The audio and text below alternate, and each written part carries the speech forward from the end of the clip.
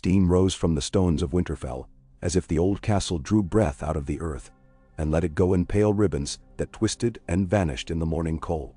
The roofs wore caps of snow feather fine from the night's dusting, and on every spear point of frost the unsure light gathered, wavering, then slid away.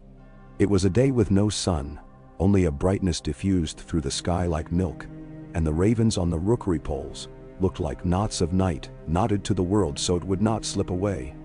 Jon's breath smoked as he drove the butt of a blunted spear into packed snow and felt the jar through his gloves. Ghost drifted the way he did, soundless and not quite white, seen more as a suggestion at the edge of sight than as a creature.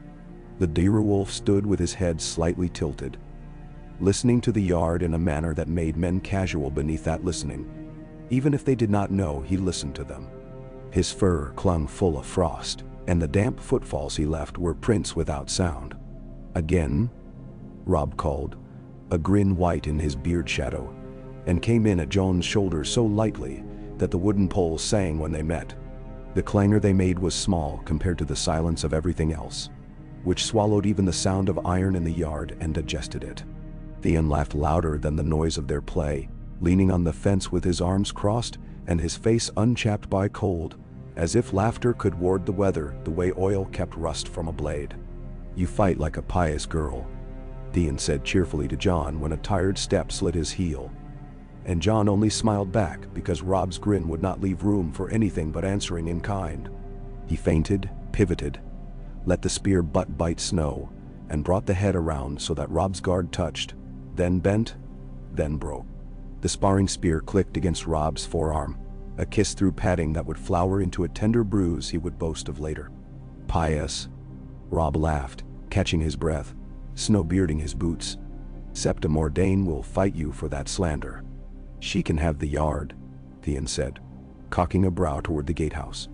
"You'll want to clear it in any case." Jon turned with the others. The bells were not ringing yet.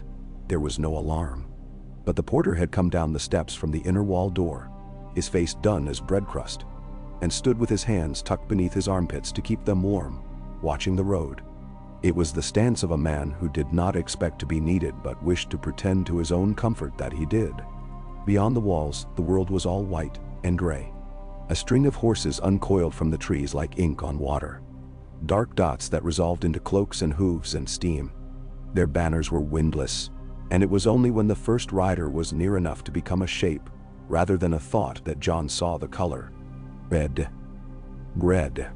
Not the deep wine of the umber, nor the old brown red of dried blood. Flame red. Gout of coal red.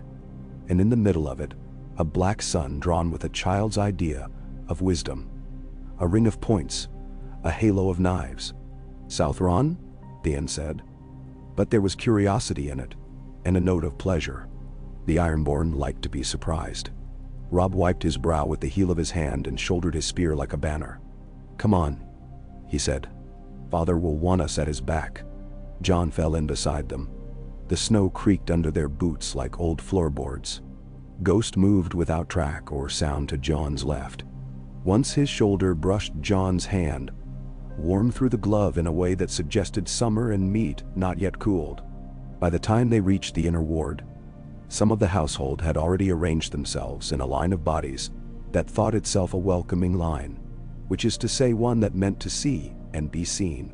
Mikken had wiped his hands on his apron and left fingerprints like undone gray knots. Vanpool stood with his ledger hugged tight to his chest, as though he might placate newcomers with tallies. Septa Mordane held Sansa by the arm and whispered something that made the girl's mouth go neat and small. Arya's face was plain with interest, which made her beauty, such as it was, hide like a shy thing in the brush. Bran stood on his toes, tugging his glove, and Hodor said, Hodor apologetically to nobody because he was in everyone's way.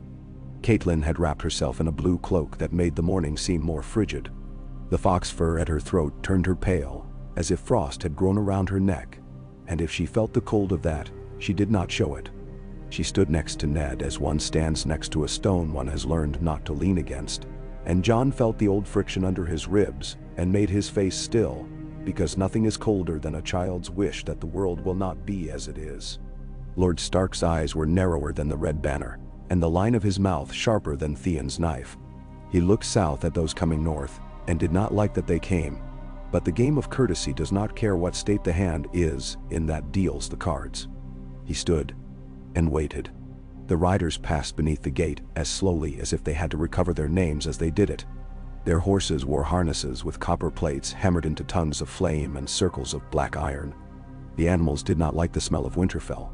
There is always the hint of an underground sea about the place, the hot springs giving up their ghost through cracked stone. But they were well trained, and their ears flicked, and they came on.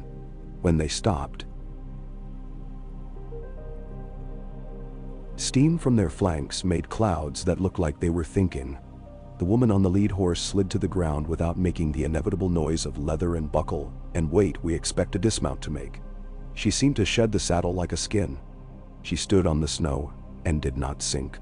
The cloak she wore was red hoisted over red, the inner lining deeper than the outer, like coals at their two stages. Her hair was black where it showed, and her face was the sort of plainness that draws the eye. The sort one forgets to call beautiful and remembers later. A metal choker sat around her pale throat, a band dark as oil, set with a stone that was not ruby and not garnet, but more like a coal with a heart still finding itself. It glowed, not enough to be seen, enough to be felt, the way one feels a fire even when one is looking at something else. She bowed. "My Lord of Winterfell."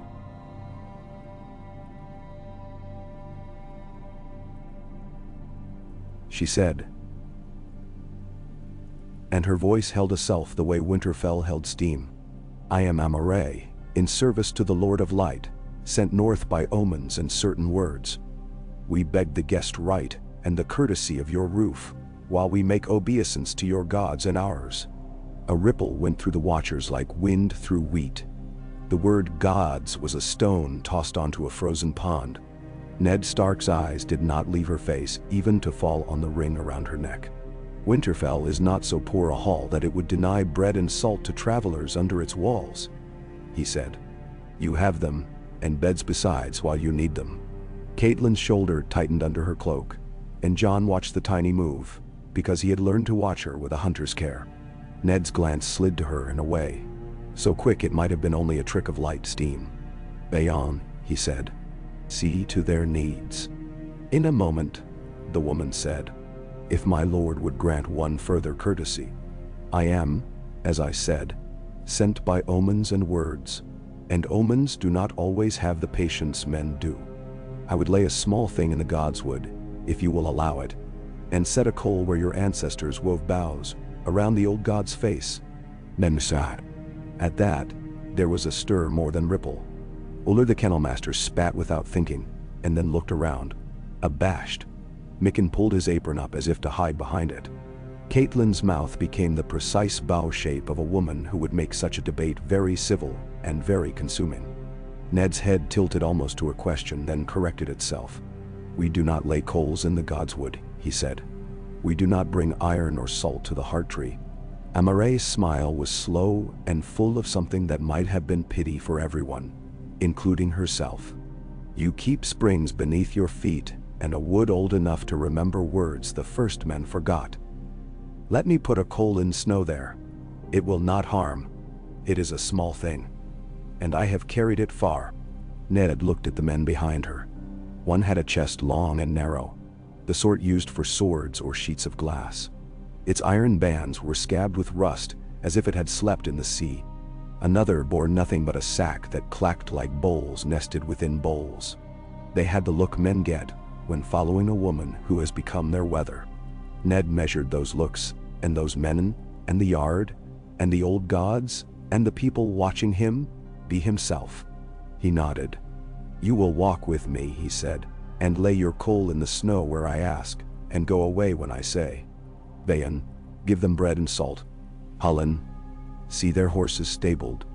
Rob, Theon with me. Jon, you too." Theon's eyes flashed pleasure at being named. Rob's took in Jon's inclusion with a sideways humor that warmed, and then his face returned to its practice of being a lord's son. Ghost's head turned a fraction toward the woman. If she noticed the direwolf, She did not start. Most Southerners start at the sight of him the way they start at a knife falling off a table and catching their toes. She moved as if she had expected him, and as she moved past, those whom she passed became vivid to themselves, as if heat made them see their own skin from the inside. The godswood wore winter like a perfume. Snow lay so evenly on the branches that it looked arranged, and the pool had a skin of ice, thin as breath. The heart tree's face was the face it had always been. The carved mouth, bleeding sap turned brown in air. The eyes that could be weeping or laughing or the precise moment between, as if an artisan had found a lovely expression and resolved never to touch it again. Steam from the castle's veins drifted across the water and thinned here, making the place warmer than one would believe by looking at it. John loved it because it was old and did not love him. He knew where he could stand to be seen and not bothered, where one knotted root made a seat that no one else would find comfortable, because it put the body at a strange angle and made the back ache in the exact manner that pleased him. Lord Stark stopped where the path opened, and the heart tree could see their faces if it wished, and Amaray walked past him with her red cloak, bright as a wound in the white wood. She unhooked the choker around her throat and took it in two hands like a chalice, and the stone set in it gleamed as if it were a fish surfacing for air. One of her men knelt and opened a long chest. Inside, wrapped in layers of rough-woven cloth, lay a black shape that made Joan's breath catch with no reason he could name.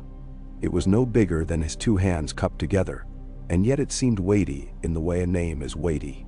It drew the eye and then drew the heart after it, which is a trick powerful things do when they are not pretending to be ordinary. Amaray did not touch it. She inhaled and let the air out through her teeth. "I seek your leave," she murmured to the heart tree as if it were a lord, and when the wind moved just then, the face might have shifted a little. She crouched, laying one palm in the snow. The Lord of Light is not a jealous God, she said. He is a consuming God. He eats darkness as fire does. He leaves nothing but light, and what light forgets. We ask your witness, old one. Her hand went down. The choker's stone ticked against the not snow underneath, the hard crust where last night's freeze had made a shell. And if you will not witness, we will still do what is needful, and you will still watch because you cannot help yourself, as none of us can. Ned's mouth set. He did not like men speaking of what gods can and cannot help. He looked at John without meaning to, a reflex he rarely allowed, counting children automatically in his head the way one counts arrows or loaves.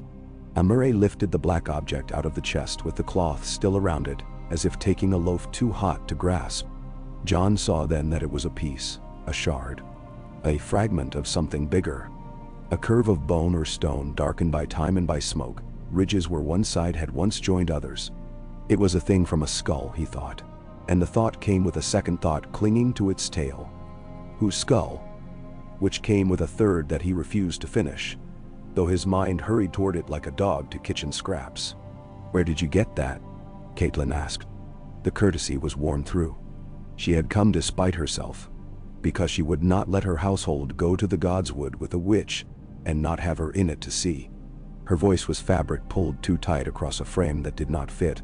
"From a cellar where kings drink," Amaray said, and smiled as if that were as much of a lie as it was a truth. "From a place where the ghosts of dragons eat dust and still make men tremble. The skulls are in King's Landing," Rob said low to John. He sounded like himself saying it, but it was like hearing himself from far away. "Father saw them once." Eon's tongue was dry. He knew the story, that Eris had kept the Red Keep cellars full of dragon skulls, the way a miser keeps his chests full of coins he will not spend, and that Robert had tacked antler to iron and still left the skulls where they were because even men who kill stags know to leave the bones of dragons alone. The idea that a woman in red had plucked a piece of one and ridden north with it, like a coal carried in a jar, without the king knowing, without anyone stopping her. That idea left the yard of his mind and went into the house, to see if it had somewhere to sit. Amaray set the shard down gently on the snow. It sank.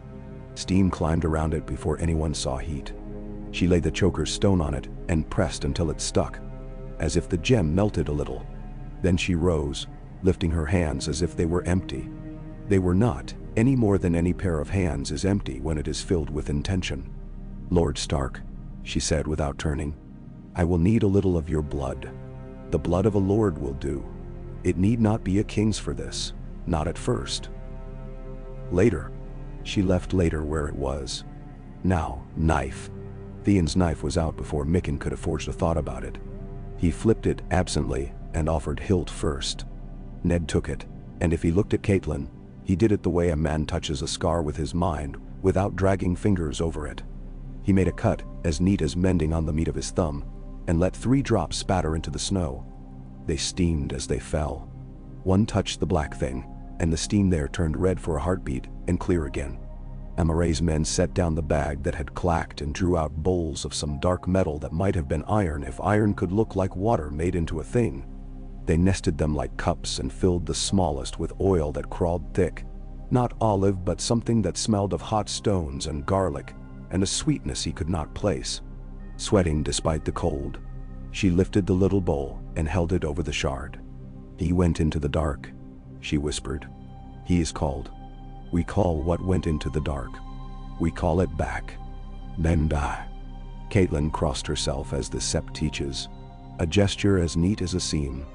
Arya's eyes were brighter than a hearth. She tried to tuck stray hair behind her ear and failed. Sansa's lower lip went between her teeth and stayed there. The old god's face watched, unconcerned and interested both. Amare murmured. Her words were not Westerosi. They were Essosi, or older than that, and then older still, until they were perhaps merely sound, a kind of steady thinking out loud, the way a stream thinks its way over stone. The oil found flame.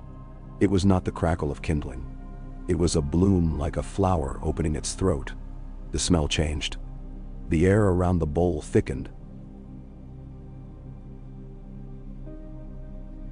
so that Joan's next breath met resistance. Ghost's ears flattened, and he lay down with the unbothered grace of a creature acknowledging a thing too big to correct. Ned's blood hissing where it lay sounded like meat set to iron. It did not take long. Rituals are as long as they are short. They are the lengths of the spaces they make. Amare's face had grown slack with focus.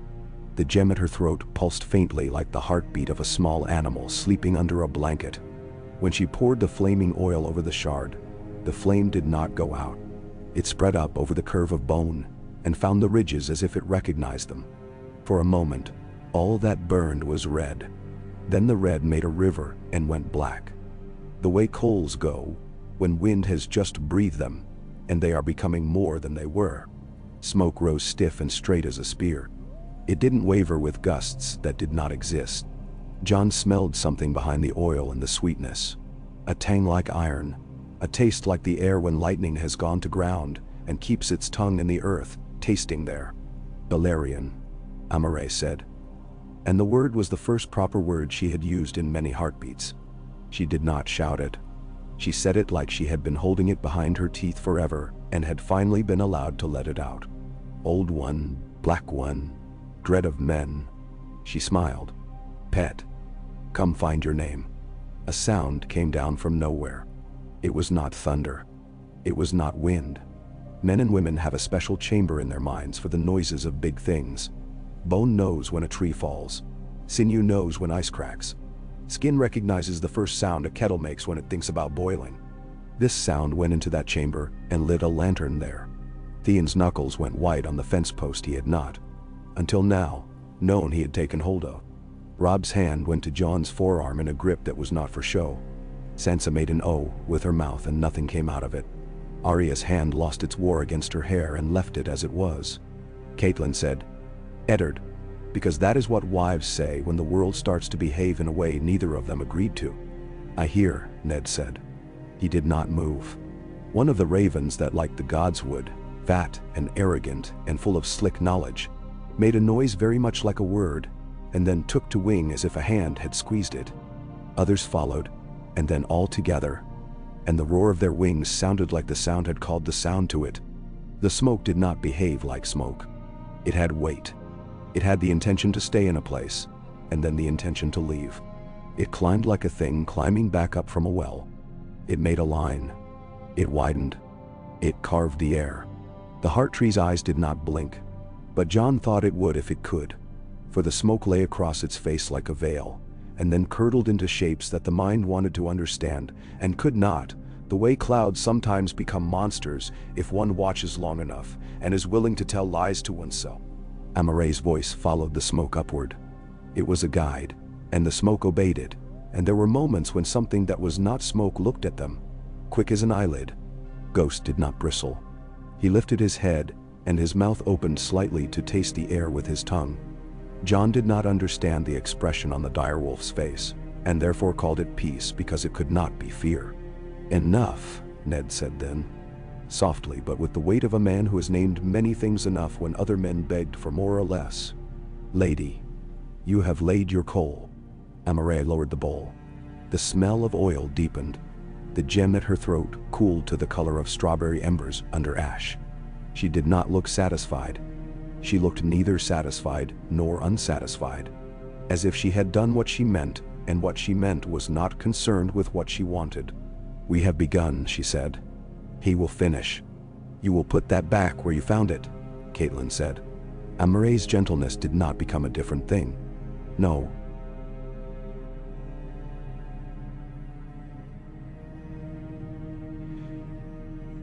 She said, "We will carry it to where it wants to go." "And where is that?" Ned asked. Amare turned her eyes to John so briefly that he might have imagined it. And if he imagined it, he would not have told anyone because it would seem the sort of imagining that makes an orphan ridiculous. Then she looked at the heart tree again. "North and then north again?" she said. "To ice for the sake of fire. To a bed.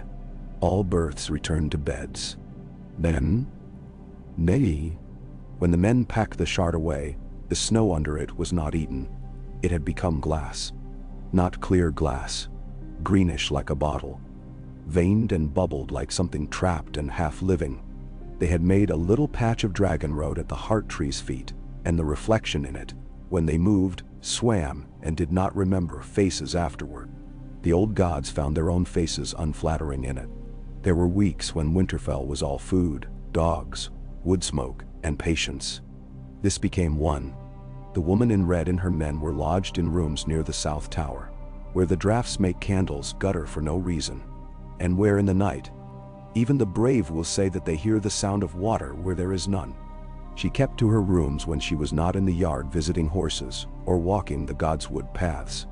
When she walked, she did so without hurrying or dragging, and the snow did not cling to the hem of her cloak like it clung to other hems. Children followed her to corners and ran away when she turned, giggling, and then told each other they had not been frightened. Men argued softly in kitchens about whether fire had done that to the snow, that greenish glass. Women shook their heads and busied themselves with the pot they were already busy with, which is how wisdom answers arguments. Old Nan's stories took on a flavor like singed sugar. "And the dragons," she told Bran, her hands folded like cloth, "ate up all the sheep they could fit, and then some of the shepherds, when the sheep were gone, though that last bit is something your mother would ask me not to say. So I did not say it. Some dragons were little.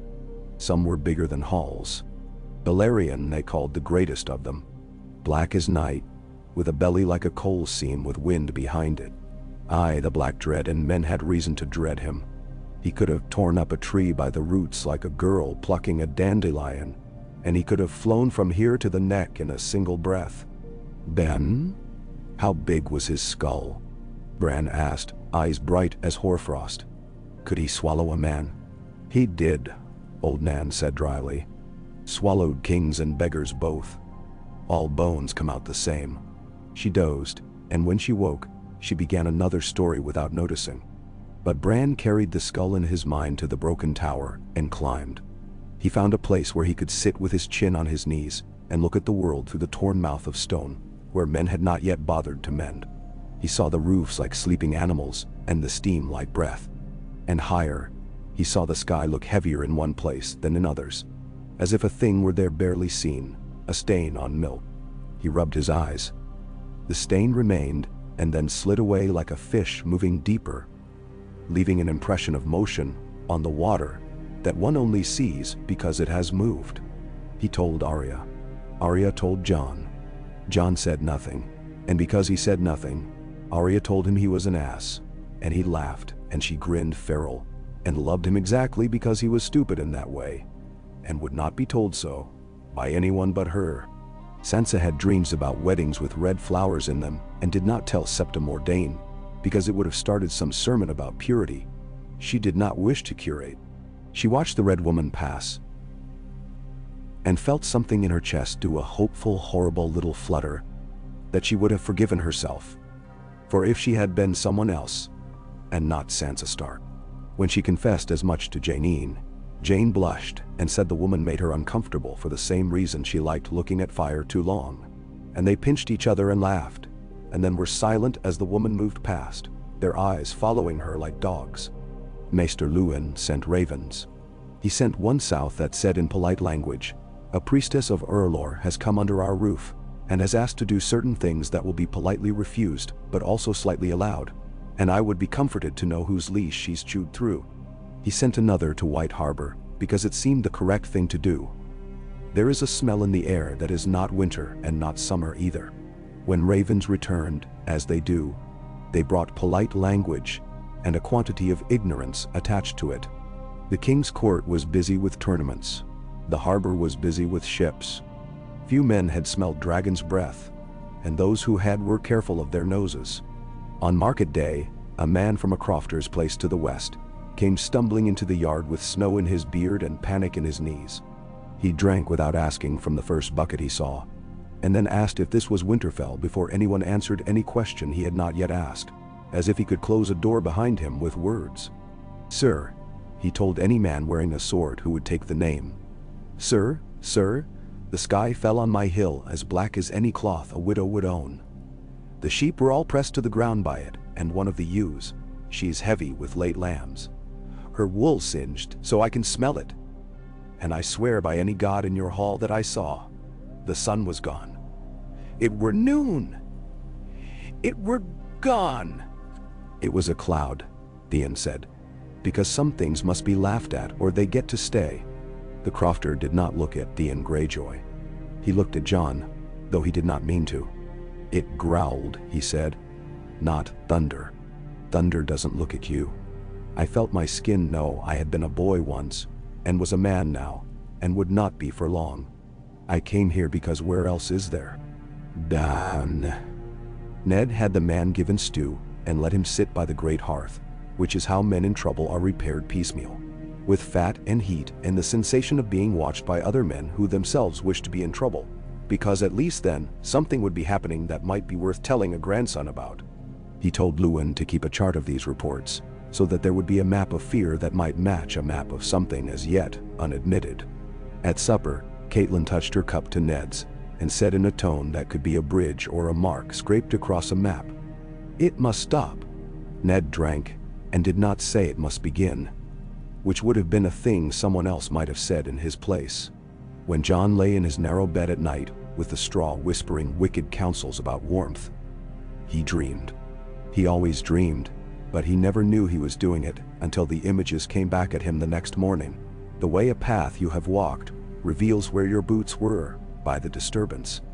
These dreams were not like boys' dreams of bared thighs and stolen kisses behind stable doors. These were of the godswood, and the feeling of heat on his skin that was not heat, because when he woke his fingers were not warm. Ghost lay on the flagstones by the bed.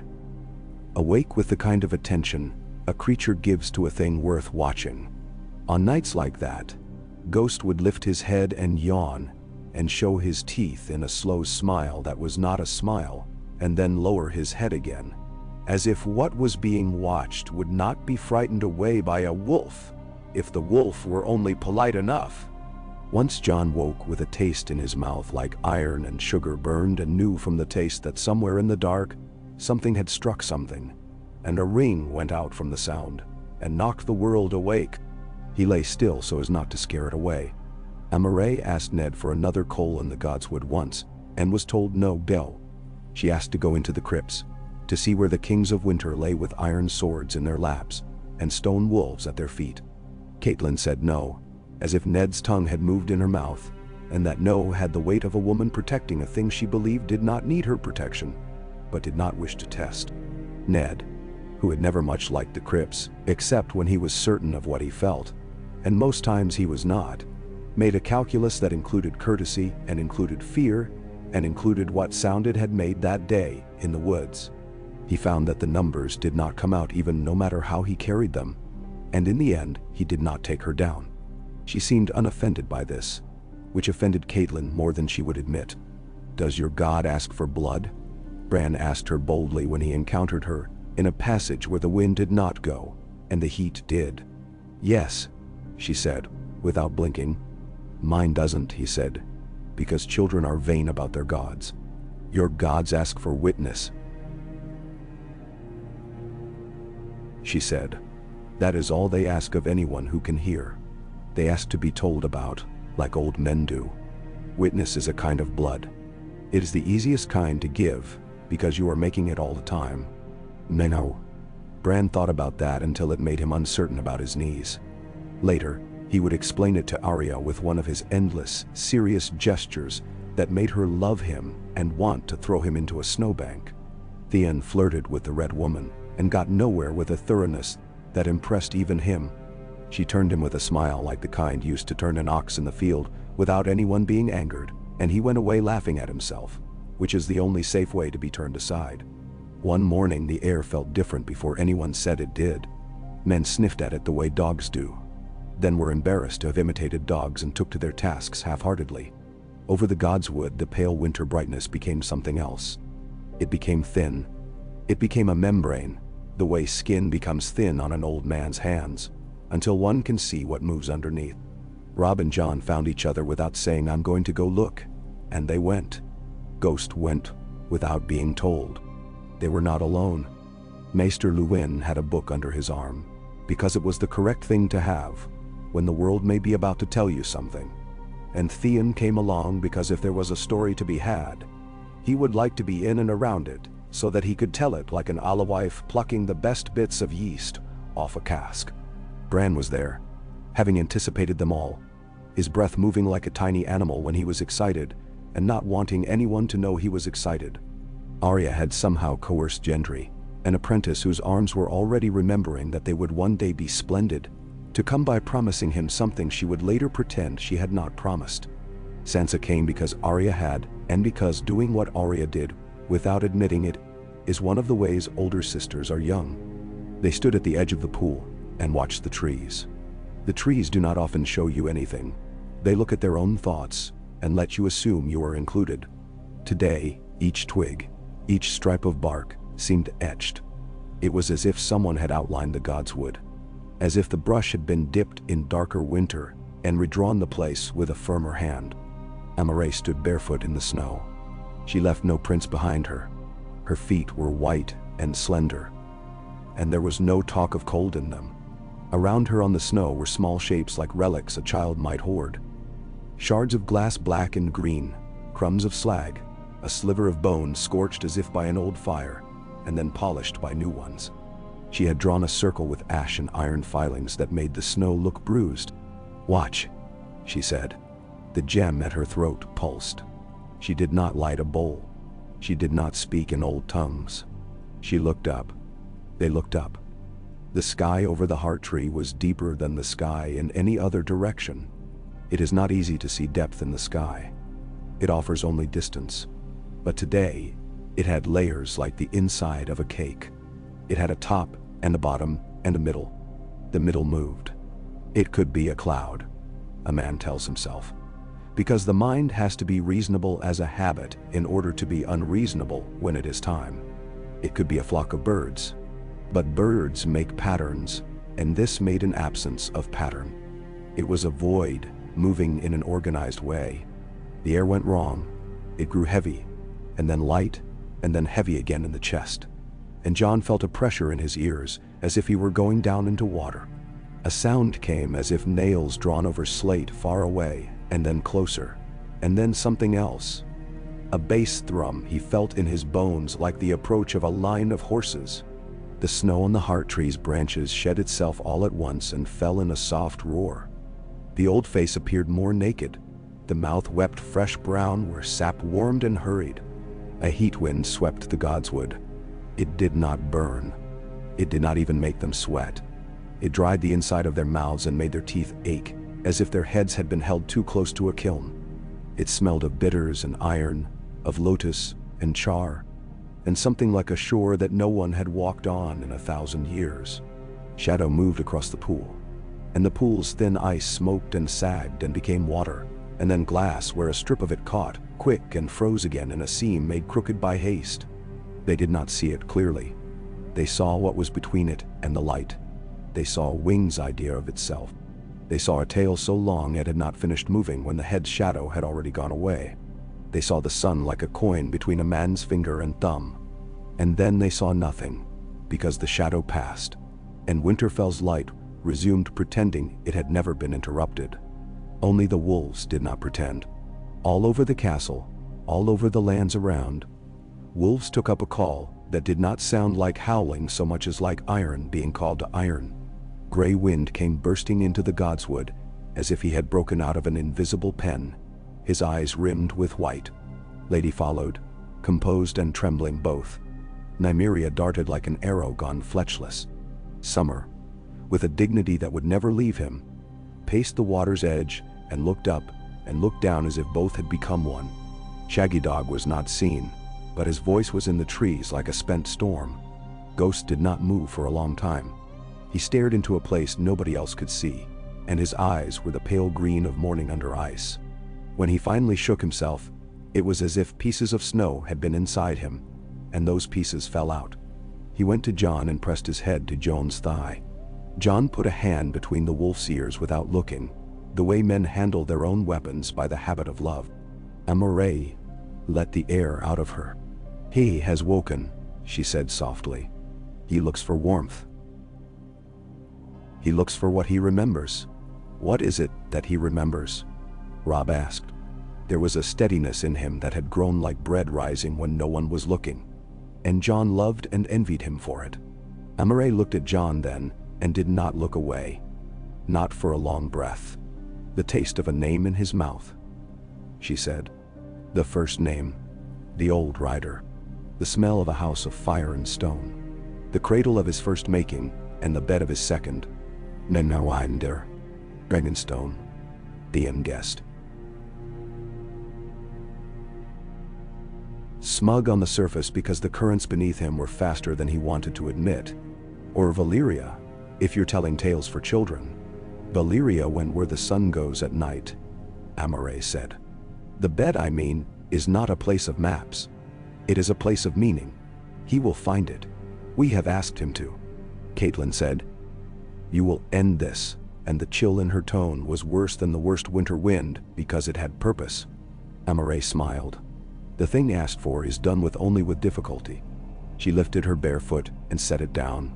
Steam rose where she had stepped. That day, the rumor ran like a hound through the countryside, sniffing at doors and making itself better with each telling. In the fields, a boy who had never seen a ship told his mother he had watched a black sail blow across the sky with no mast to hold it up. In the village, a madman who had been mad before he saw anything told anyone who would give him a scrap of meat that the sun had been swallowed and spat out,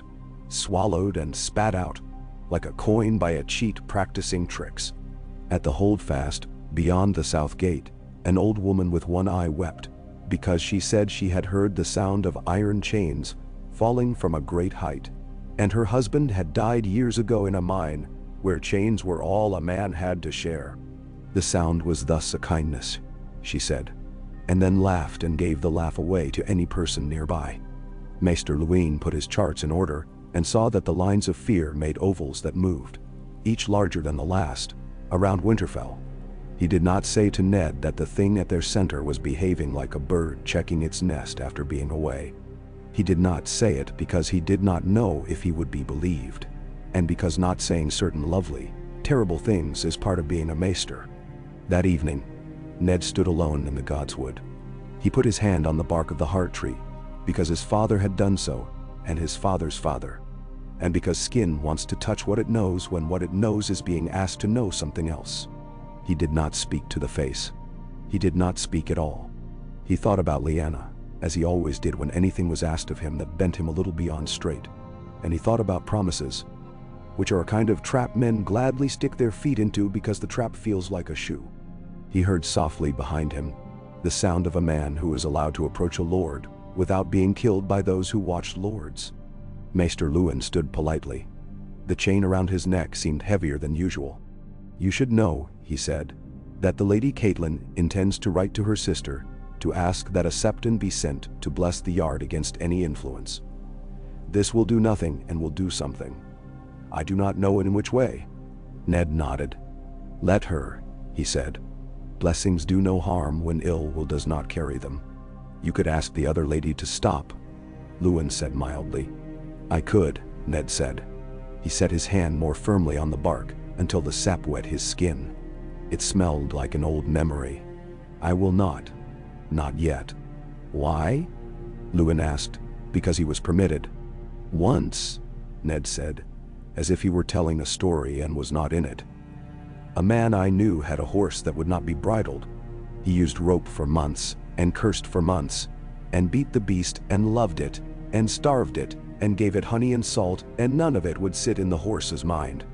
One day he left the tack, hanging on a gate, and went to his house, and slept for his dinner. When he woke up, the horse's head was through the bridle, and he had not meant to do it. Sometimes not doing is how a thing gets done. Sometimes not stopping is the only way to see if there is anything to stop. And, sometimes," Luwin said, "men tell themselves stories so they do not have to stand against a thing they do not understand." Ned's mouth moved, almost a smile. "You are not wrong. They did not sleep much in Winterfell that night. No one said why, except old Nan, who said her bones hurt, and that was an explanation that satisfied all who heard it and none." A low light walked along the inside of the walls, not torchlight. This was a thinner, more persistent glare, the kind a kiln gives, or an old lantern punched through in places. The air tasted like iron rivets. The wolves sang long and then were quiet altogether, the way choirs stop. Jon lay awake and felt Ghost's heart beat through the floor. When he did sleep, he went somewhere that was both very dark and full of little red seeds of light, as if someone had spilled a spice on the floor of a cellar and he had fallen among it. He reached out and touched one of the red seeds, and it became an eye. Not a human eye, not a wolf's eye. An eye like the underside of a coal when wind forgets it. And in that eye was hunger and patience and a tiredness so vast it felt like love. He woke with his hand outstretched and a small blister on his forefinger. At cockcrow he found himself drawn to the walls. He found half the yard there with him. The dawn made a mess trying to work its way up out of the world and gave up, leaving the sky cold dull. Above the west, in a place where nothing stands because all that stands there is wind, a shadow moved at the horizon and came forward as if the horizon were being pushed by a great thumb. Men gripped the parapets and found their breath less generous than usual. What came then did not come close. It did not need to. It brushed them as a hand brushes wheat and does not bend each stalk. Only they saw the idea of weight move. They heard the air speak in a dialect older than speech, a long syllable that might have been a name or a warning. When it passed the sun, the world dimmed as if someone had pinched the wick of a lamp, and then changed his mind. Birds fell out of trees. Snow curved in the air as if trying to follow the thing and failing. Somewhere beyond the walls a stag bawled, a sound like a trumpet softened by distance. Then it was gone, and with its departure, the quiet it left was louder than its presence had been. In the kitchens, Gage swore gently and chose not to pick up the flour bag he had dropped so that he could see better. In the stables, a mare that had not been bred took the stallion's scent and went mad for an hour, and then stood very still as if embarrassed. On the training yard, every straw target sprouted arrows as if it had grown them because men needed to do something with their hands. When the story reached the Crofters' Hill where the first man had come from days before, the sky there had already been cleansed by ordinary light. He came out and went to his sheep, and put his hand on the ewe's singed wool, and laughed at himself for having said what he had said in a lord's yard. And then, when he lifted his palm, a round black flake came away, and the place under it was not singed. It was smooth as glass. Word went around that a madman had seen a dragon that could block out the sun. The word madman clung to the tail like a burr that cousins cannot resist tossing on a cloak, not because they think it belongs there, but because it makes the cloak funnier. The madman himself became handsomer with each telling, then uglier, then taller. The dragon became bigger, then bigger still, until it needed to be the size of a small hill, then a mountain, then 2 mountains on a rope.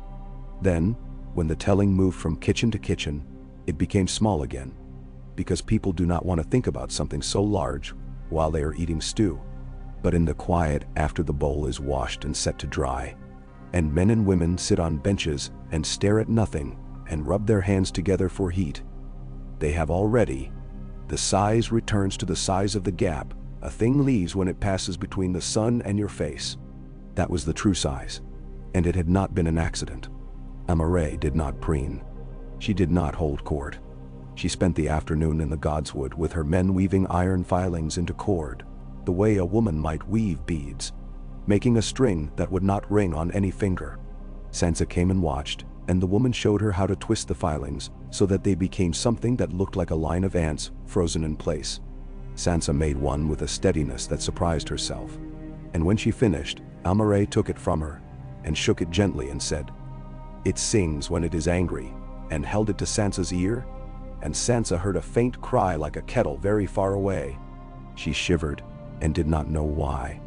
Jon asked to help carry wood to the kitchens, and did it so that he would have the right to be moving when the air started to move too. He wanted to be next to Ghost when it did. Ghost followed him, silent, and in the shadows of the covered walk, the direwolf's eyes were pale coals in a face that had no heat. Jon touched Ghost with his knee and felt at once that he was not alone in his head. It was not a voice. It was a sensation like someone else looking out of his eyes with him, in the same moment, in agreement not to talk about it. At sunset, Ned called the household to the hall, because that is what a lord does when the world wants to behave like a guest. They came with cheeks ruddy and eyes made of decision, and the long tables collected stories and worried them until they were smooth and fit in the mouth. Torches hissed and cracked. The timbers sighed as they do when the heat has a different idea than the cold about what shape the world should be and refuses to be persuaded. Ned said that travelers had asked for and had received guest right, and that they were under his protection as long as they did not harm his house or his people. He said that he would not have the talking of gods turn into spitting, because the gods do not spit in our arguments. We spit for them, and that practice had not made us wiser. He said that whatever had gone over Winterfell did not need their help to go over again, and that their work was to keep the walls warm and the stores dry and the children fed. For these are rights older than old ones, and give the gods more comfort than the smell of burning anything. Catelyn watched him say these things and was angry with him, which is one of the secrets that marriage hides in its shoes.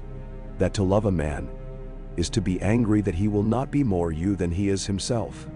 She set this anger aside as a woman puts a baking dish aside to cool, knowing she would pick it up later with a cloth.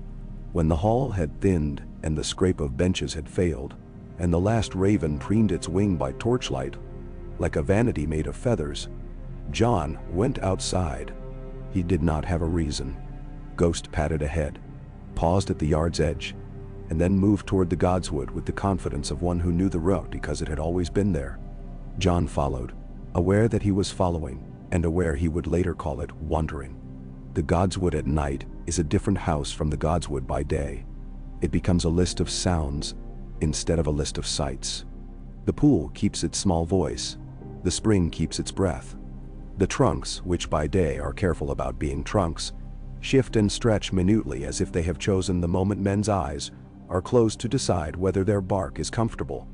Jon stood under the heart tree and felt it look at him, not as lord or bastard or boy or anything else not in its lexicon of tree things, but as something that had heat in it, something that burned a little, the way a coal once lit never entirely forgets itself. Amaray was there. He had not seen her standing because she stood like a shadow who had decided to be generous to light. She did not startle him because something older than surprise told him she would be there. She had no cloak on. Her hair was unbound, heavy down her back, black as a place beyond sight. The gem at her throat was dark. It had drunk enough for one day. "Do you know your blood?" she asked without preface. "Every day," he said, and the words came out more bitter than he meant. He had meant to be clever. He had been truthful instead, which is messier.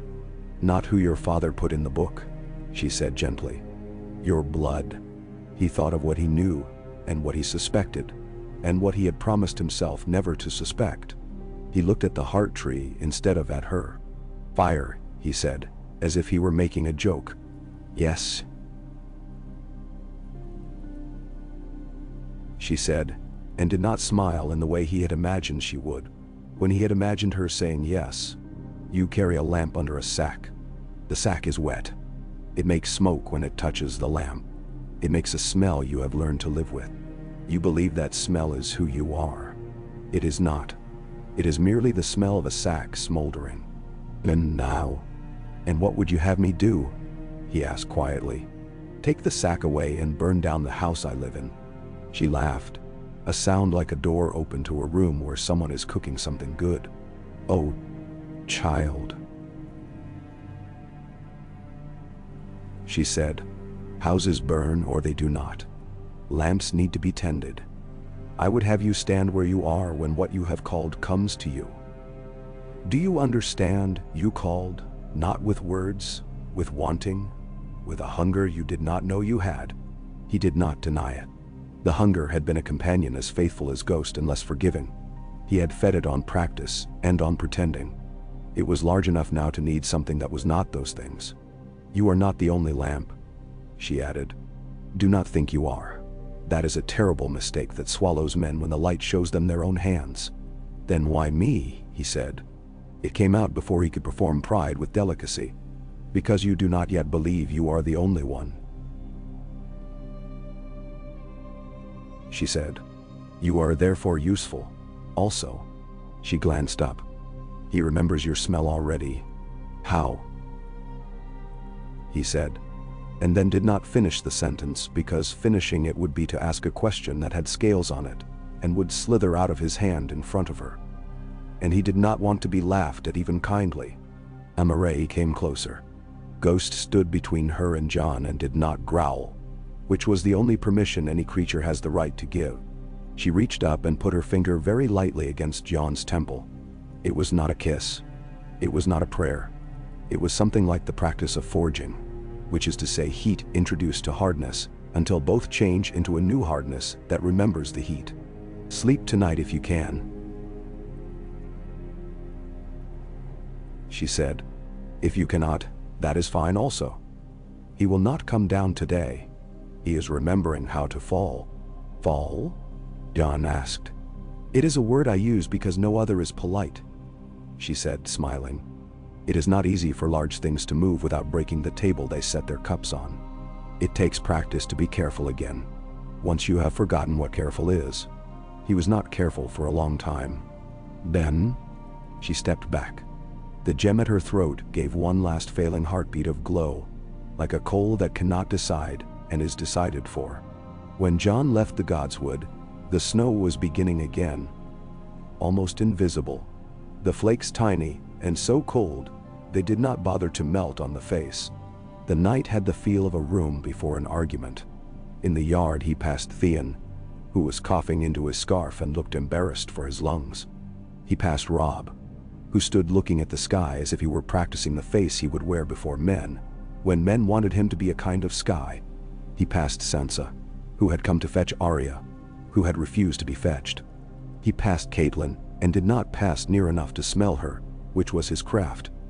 He did not want to want anything. He passed Ned, who put a hand on his shoulder in an accident, and left it there in an accident. "Sleep," Ned said. And John said, "Yes, my lord," and did not commit to the project. He did not sleep. He lay in the dark, and felt ghosts breathing mark the time for him. He let thoughts pass like men on a road that did not lead to his house. He let a single word sit quietly where his heart is, and did not say it.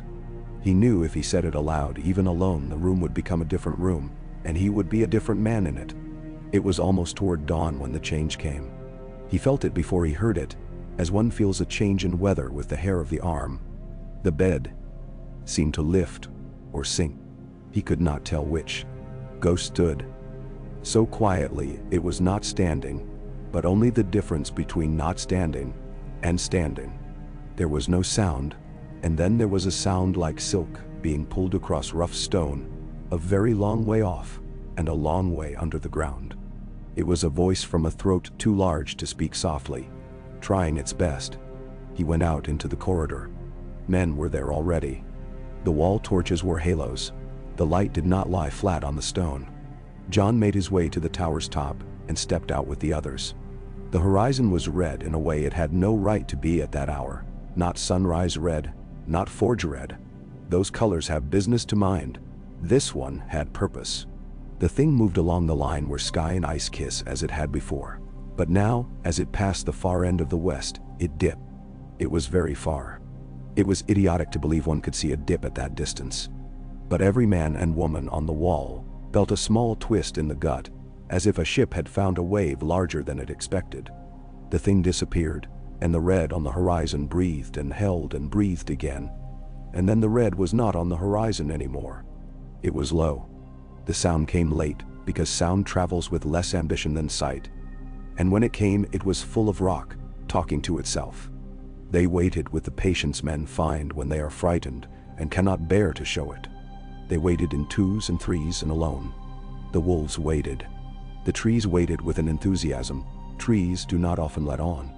The first man to see it on the ground was not a Stark and not a Maester, and not anyone who would be believed in the telling if he had not had a burn on his cheek afterward. Shaped like a feather, the size of a scythe, he was a man who walked the line of the outer wall at night to do the work that men do at night when other men are certain that it does itself. He had a wife who washed linen and a child who had died before he could be taught to be afraid of fire. He was not brave, and not wise, and not strong. He looked west into the low brush that runs like a torn hem across the land, and he saw the shape rise from behind it, larger and then larger yet. And he thought of his child without meaning to, which is to say, he was human. Later he would say, if asked, if drunk, if not too ashamed by the laughter, that the eyes came first. Two red-green-black circles, briefly the size of mill wheels, and then becoming the size of fists, and then coins, and then the size of something he did not have a name for, but had seen once in a lord's hall, where a strange gem had been held to the light to make men talk. Then the head was all there was. It was not as large as a hall. It was a part of a thing too large to hold in a head. He saw scales that were not scales but plates, black, not as paint is black, but as space is black. He saw the mouth open as if taking a careful breath. He saw steam, and he was branded on the cheek by wind that had been in that breath. The head lowered. It touched the earth. The tongue came out, pink as any tongue, tasting, and then it withdrew, and the thing turned so slowly, like a barge in a river, and went back down where it had come. He stood and did not move until his relief came, and then he sat and did not move until someone put a hand on his shoulder, and he realized he had been weeping and not known it. By noon the news had threaded the keep like a needle. By evening it had sewn into the fabric. Men did not walk near the west wall with the comfort they had managed to maintain until then. Boys dared each other too. Girls dared the boys. Women laughed, then slapped the girls, and then stood and looked west with hands at their mouths. Amaray did nothing that anyone saw. That night, before the first course was cleared in the hall, she rose without ceremony and went out. John followed as if told.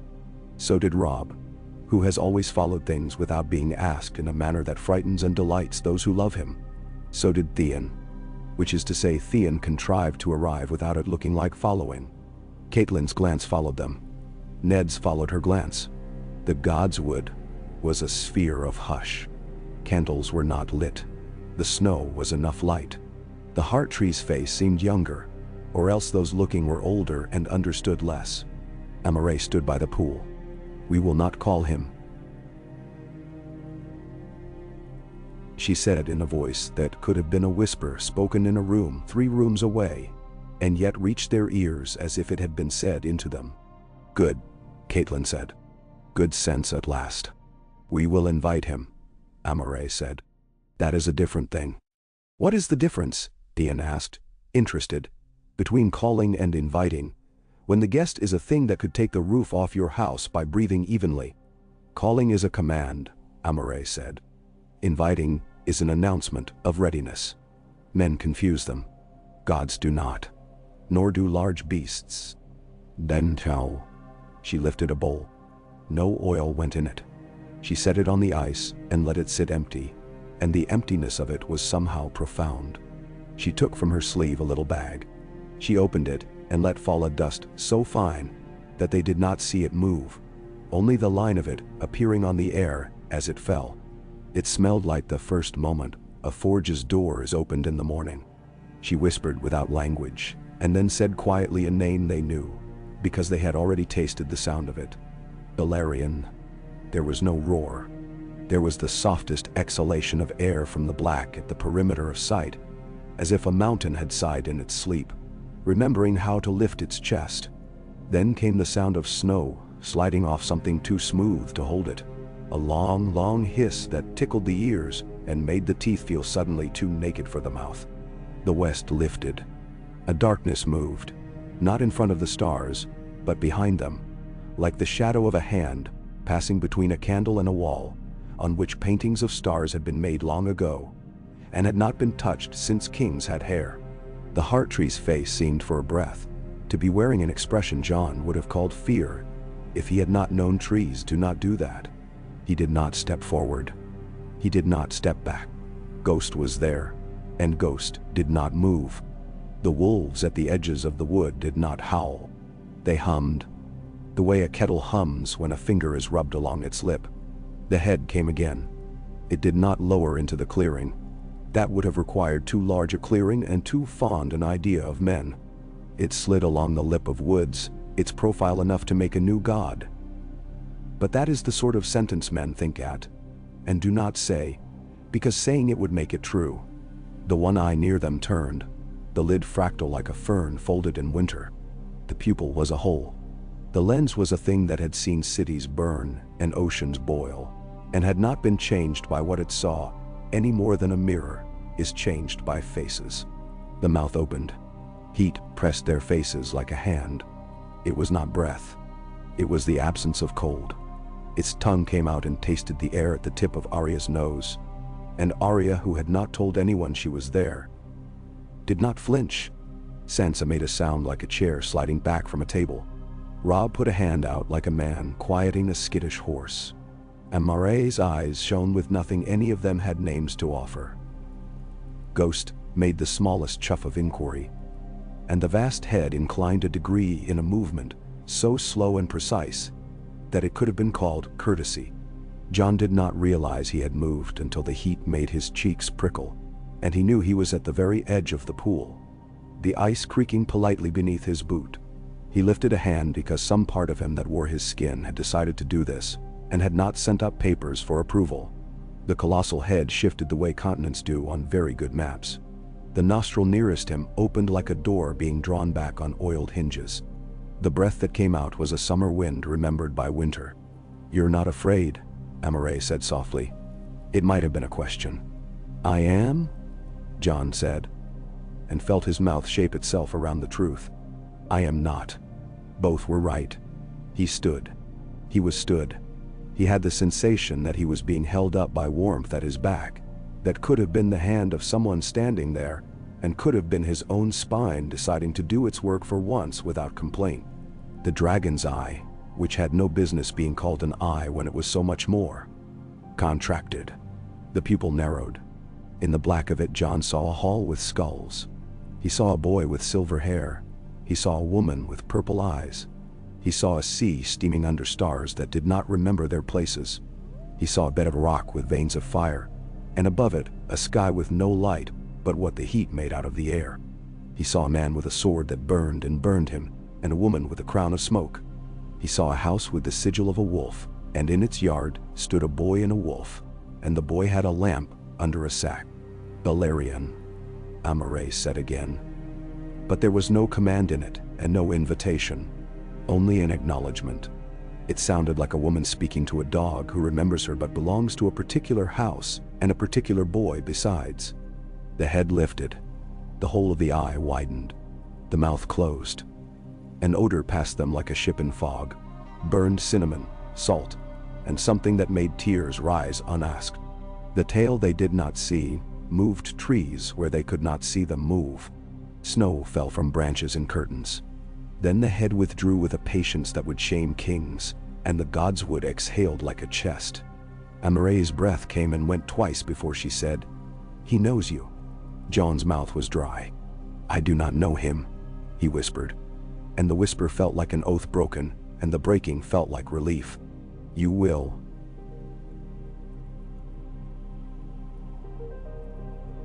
She said, "It is not immediate. It cannot be. He remembers too much. He has to forget enough to make room." "What does he want?" Rob asked, and his voice was as steady as a field. "Warmth," Amare said.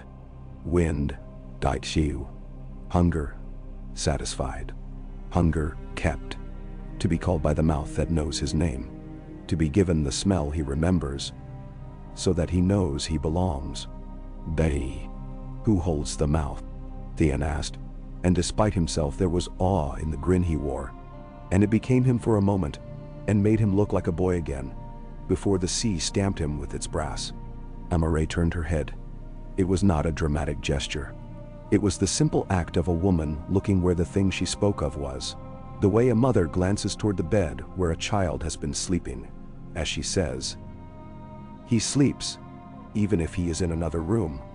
Her gaze went to John, and it did not leave him for a time that could have been a breath, or the length of a thought taking shape. When the gathering broke, as gatherings do when the silence has said all it will say, Caitlin remained under the trees. Ned found her there and stood at her side. "Say now what you would say later," he told her. Because he had learned that in marriage the economy of saying things once, when both people are tired, is better than saying them 3 times when one is. "He will end us," she said. "If not the beast, then the people who will come after it." Fire is a story men tell when they want to be brave. It does not make them brave. It makes them stupid. Then "We are not ending," Ned said simply. "We are beginning." "Which is worse?" she murmured. And he did not argue, because argument would have turned the shape of her mouth into something he would have had to remember later. That night snow came in sheets, a more honest snow than the whispering kind. And men slept the sleep of people who have decided they cannot do anything until morning. John slept. He did not mean to. When he woke, it was to a sound that had already begun before he woke. Always a disorienting thing, like joining a conversation on the second sentence, and knowing you have missed something you will never hear. It was a knock, not on a door. Doors would have yielded. It was a knock on the cold. It was beating in the air as if the air were a drum. It was far, and it was near, and it was the kind of sound one looks at instead of hears. He went outside without dressing properly, and did not feel the cold until later, when men would scold him with love for his ears and nose, and he would accept the scolding with the gratitude that keeps boys alive. Men and women were in the yard looking west. The knock continued, then stopped. Somebody said, "Hammers," and then said no, because hammers do not make the world answer them. A great shape moved beyond the wall, black against black, seen only in the not seen manner the mind uses when it knows the size of a thing without having learned it. The gate did not open. It did not need to, and could not have in any case. The thing would not have fit if the gate had been the size of better gates than Winterfell's. A head rose above the west wall, as easily as a man raises a hand to see if it is bleeding. It looked in, unashamed, uninvited by anyone but invited by everything that had been done and thought. For a time it simply regarded the yard. It regarded men and a woman in blue fur, and a lord, and a boy, and a wolf. Then it lowered the ridge of its snout to the top of the stone until the stone steamed. It did not break the wall. It would have been as easy for it to press and make rubble as for a woman to break a crust on a tart with her spoon. It did not. It waited. John walked. Later, he would not be able to say why he had done it, and would not try. because explanation would be indistinguishable from conceit. Ghost walked with him. The wolves watched and hummed. Theon put a hand out as if to grab Joan's sleeve and then put it down because he was tired of performing the version of himself that would do such a thing. He stood instead and let the air pass over his teeth. Robb stood with his feet set, ready to leap and able to stand still. Both postures looked the same on him and made those who loved him ache. Jon set his palm flat on the black plate between two ridges the size of his fingers. It was hot, the way a stove is hot after bread is pulled. It wanted to burn but settled for threatening. He smelled pitch and lightning and salt. He smelled horse. He smelled apples. He smelled a woman's hair after she has stood too close to a candle and singed the ends of it and is laughing because nothing else burned. He did not speak the name. The name was spoken around him, in him, by places in the castle that had been thinking about it. He thought another word instead, a human word, a small word. The word a boy says to a dog when he wants the dog to know that he is here inside the body he is wearing. The word was here. The head moved a fraction. The eye became the world. The pupil widened until Jon saw himself again as a boy in a yard, without walls, in a world without rooms. He thought of the crypts. He thought of the swords across the stony laps of kings who had not waited to be remembered. He thought of heat going down into cold to make something new. He thought of beds. Amare's voice came from somewhere no one could point to and everyone could hear. There. It was not a direction. It was a decision the world had made. The head lifted and withdrew. The knock began again, further west, and then ceased. Silence fell. A pet whose name the household knew and had never before bothered to call. "I will go to the crypts," Ned said. "You will not," Catelyn said, fierce, and he looked at her with a pride that was not quite wise. "I will," he said more softly. "I will go with fire and with iron and with memory. I will go with my sons, Chew. You will take the bastard," she said. And this time there was weariness in it, heavier than all the snow that would fall this winter. "I will take the boy who put his hand on a thing and told it the truth," Ned said. "And I will take the other boy, the one who will be a lord and a bridge." "I am coming," Arya said. "From nowhere, because that is where she keeps herself." "You are not," Sansa said from right behind Arya. "Because that is where she keeps herself." "You are not," Ned said, "because there must be a father somewhere when the world is full of other nouns." They went in a wedge of heat and breath. Torches hissed in their brackets. Iron whispered. The stairs down were, as always, cold and old and lined with the carved disapproval of men who do not like being visited. The air grew damp and then dry, a trick of the springs. The stone grew slick and then rough again, as if it had moods that had been recorded in it over centuries, like notes in a ledger where the hand had changed, but the suns had not. The crypts opened and received them. The faces under dust were the faces they had always been, stern and thin-lipped, and owning what they owned by the set of their chins. The swords on their laps were smaller than Jon had imagined as a child, and larger than he wished now. Iron knows itself no matter how men speak. The wolves at their feet stared into the middle distance with the faithfulness of stone. Ghost walked among them and did not disturb the dust.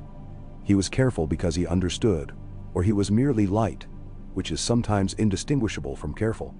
They came to the end. There is always an end, even when men believe there is not. And the end is always more like a beginning than people prefer. Ned stood with his torch and watched the light lick the carved names and find no flavor in them. Robb stood at his shoulder like a door braced. Jon stood at the edge of the light, because that is where he stands by habit and by hope. Luwin had come despite everything in him that said not to. He watched with his chain heavy against his throat. The knock came again. It came through stone. It came up through the soles of their boots, and through the roots of their teeth, and through the part of the brain that keeps men when their names are taken away. Dust fell in a small sigh from a lintel. Someone thought, "Not I," and then realized they had thought it aloud, and were ashamed, because the shape of the shame matched their face. There was no breaking. The wall did not fall in. No great stone slid aside to make a story told too often to children. There was a change in the air, like the change in the air before a storm. A pressure that made ears want to pop and eyes want to water. A smell rose that did not belong to crypts. Cinnamon, iron, a sweet sour like overripe fruit in summer. The torches burned higher and then steadied. The wolves carved in stone did not move, and yet their stares seemed to alter, to focus on something they had always been intending to focus on. Amare's voice came thin and stretched like thread. "Beds and births," she said. "All beginnings." Ned lifted his torch. He put his hand to the wall. It was warm. He set his brow to the stone and closed his eyes and saw Lyanna's face in the small space behind it that all men reserve for the next face they will see when they die. He put his other hand out without looking and found Joan's shoulder. And Joan's shoulder was where he had thought it would be. He squeezed once. John did not need the squeeze. He needed it anyway. The warmth grew. The knock resumed, gentler now, as if the proper room had been found, and a polite visitor asked entry with courtesy. The stone gave a little, not to the eye, to the palm. It was a spring's work in a winter place. Ned drew back, and his palm left a small smear of moisture on the wall like a confession.